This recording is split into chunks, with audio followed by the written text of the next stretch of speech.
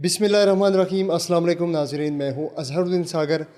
ناظرین، میرا چترال وہ سرزمین جہاں دریاؤں کی روانی، برف پوش پہاڑوں کی بلندیاں اور صدیوں پر محیط تہذیب کی گہرائی ایک منفرد ثقافتی حسن کو جنم دیتی ہے۔ یہ خطہ صرف ایک قدرتی خوبصورتی کا گھر نہیں بلکہ یہاں کی فضاؤں میں ادب، موسیقی، مزاح اور فکری گہرائی کی خوشبو بھی بسی ہوئی ہے۔ یہاں کا ہر شاعر، ادیب اور فنکار الفاظ کو چراغ بنا کر شعور، محبت اور امن کا راستہ روشن کرتا ہے۔ لیکن افسوس، آج اسی سرزمین کے ایک بزرگ اور محترم شاعر کی ایک پرانی تخلیق کو، جسے مزاح کے خوبصورت رنگ میں سنایا گیا تھا، سیاست کی بینڈ چڑھانے کی کوشش کی جا رہی ہے۔ ایک ایسا کلپ جس کا مقصد صرف ہنسی اور روشنی پھیلانا تھا، آج بے سیاق و سباق سوشل میڈیا پر اچھالا گیا اور سوالات اٹھا دیے گئے، نہ صرف اس شاعر پر بلکہ اس پورے فکری ورثے پر جو چترال کی شناخت ہے۔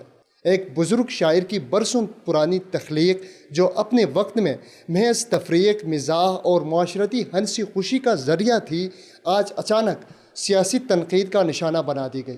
وہ کلام جسے سننے والے اس دور میں محض ایک ہلکی پھلکی مزاحیہ پیشکش سمجھتے تھے، آج حالیہ دنوں میں سیاق و سباق سے ہٹا کر ایک منفی رنگ میں پیش کیا گیا اور سوشل میڈیا پر بغیر کسی تحقیق اور ذمہ داری کے اس ویڈیو کلپ کو جان بوجھ کر وائرل کیا گیا، جس کا مقصد صرف ایک ادبی شخصیت کی کردار کشی اور اسے سیاسی تنازعہ میں گھسیٹنا دکھائی دیتا تھا۔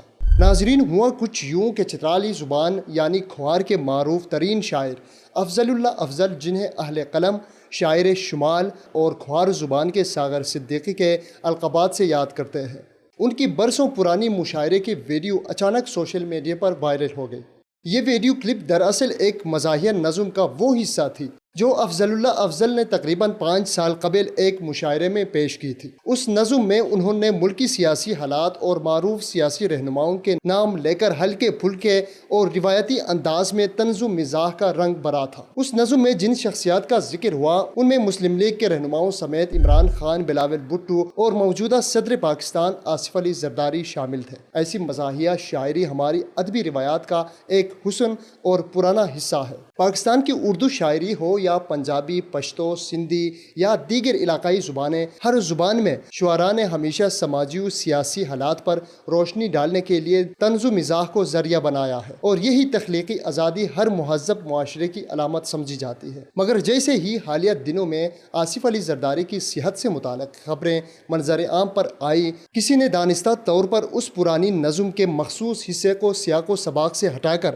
دوبارہ شیئر کیا، اور نتیجتاً چترال میں پاکستان پیپلز پارٹی کی مقامی قیادت فوراً حرکت میں آ گئی۔ پیپلز پارٹی چترال کے ضلعی صدر اور سابق صوبائی وزیر سلیم خان نے نہ صرف اس کلپ کو غلط انداز میں پیش کیا بلکہ ستم بلائے ستم یہ ہوا کہ بزرگ شاعر افضل اللہ افضل کو مقامی پولیس کے ذریعے تھانے طلب کیا گیا۔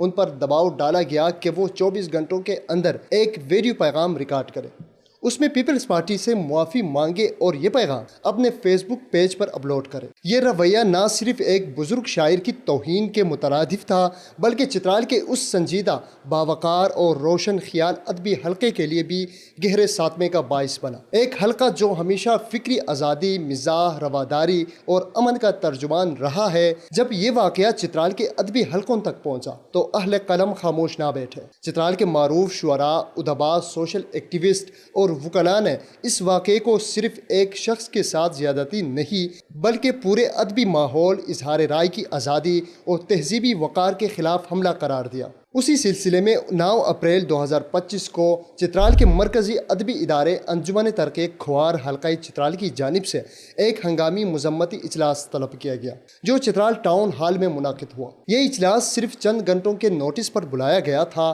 مگر اس کے باوجود چترال بھر سے ممتاز شعراء، ادبا، وکلاء، سوشل سوسائٹی کے نمائندگان اور سوشل میڈیا ایکٹیوسٹ نے بڑی تعداد میں شرکت کی، جو اس بات کا ثبوت ہے کہ ادبی برادری اس غیر منصفانہ واقعے پر کتنی دل گرفتہ اور متحد ہے۔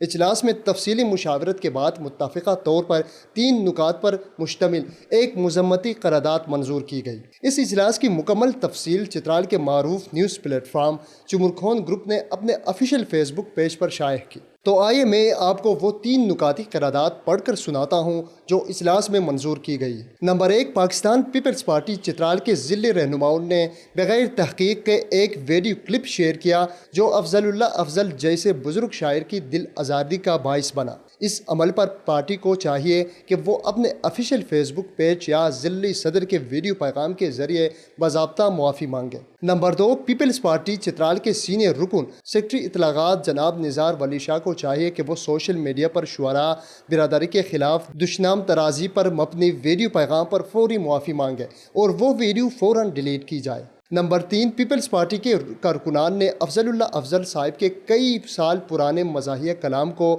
موجودہ سیاسی حالات سے جوڑ کر جان بوجھ کر وائرل کی۔ اس شرانگیزی کے خلاف قانونی کارروائی کی جائے۔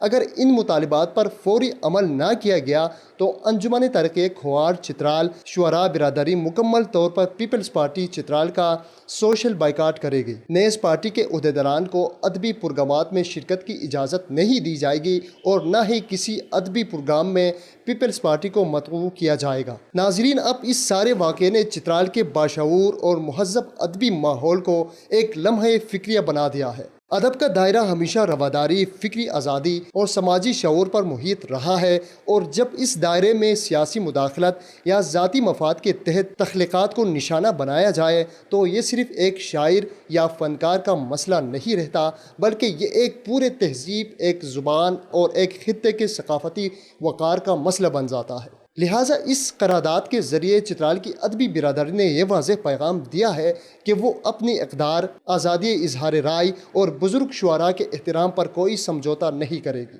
اگر ان مطالبات پر بروقت اور سنجیدگی سے عمل نہ کیا گیا تو یہ احتجاج صرف ایک قرارداد تک محدود نہیں رہے گا، بلکہ ادبی محفلوں، ثقافتی پروگراموں اور فکری مکالمے کے ہر فورم پر اس رویے کی مذمت جاری رہے گی۔ آخر میں ہم امید کرتے ہیں کہ سیاسی جماعتیں اور ان کے نمائندگان ادب، ثقافت اور فنکاروں کے احترام کو مقدم رکھتے ہوئے اپنی صفوں میں برداشت، تخلیق اور ذمہ داری کو فروغ دیں گے، کیونکہ معاشرتی ہم آہنگی صرف اسی وقت ممکن ہے جب ہم ایک دوسرے کی رائے، فن اور تخلیقی اظہار کا احترام کریں۔ چترال کا ادب خاموش نہیں رہے گا اور ہر اس آواز کے ساتھ کھڑا ہوگا جو سچ، محبت اور تہذیب کی نمائندگی کرے گی۔ بہت شکریہ۔